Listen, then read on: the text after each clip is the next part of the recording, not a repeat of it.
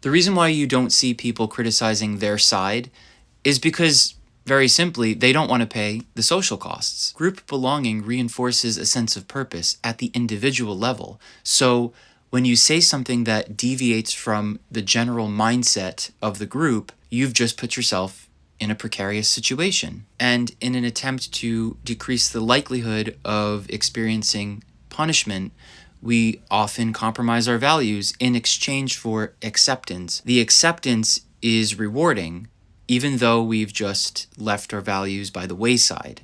And so at this point, one really does have to ask themselves if they really care or cared about the things they claim to care about versus being accepted.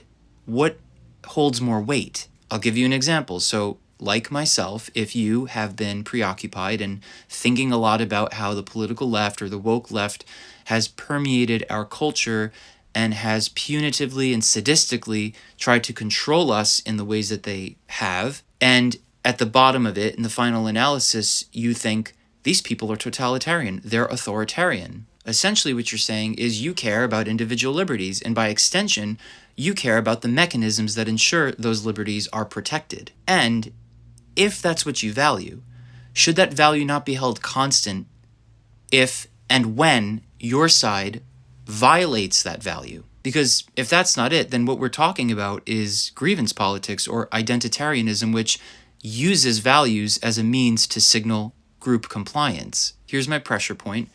When Donald Trump says this, Republicans, judges, and justices, they always want to show that they're independent. I don't care if Trump appointed me. I don't care if it doesn't make any difference to me. I'm voting against him because they want to show their independence. A lot of people are willing to let this slide because they've built a persona around loyalty to this one person. But how can a person sit in such dissonance after spending so much time talking about how deleterious the left has been to our individual liberties, but effectively remain silent when the executive of this country is essentially denigrating the very mechanisms that ensure them? Now, I'm not implying any directive here. I don't care what anybody does.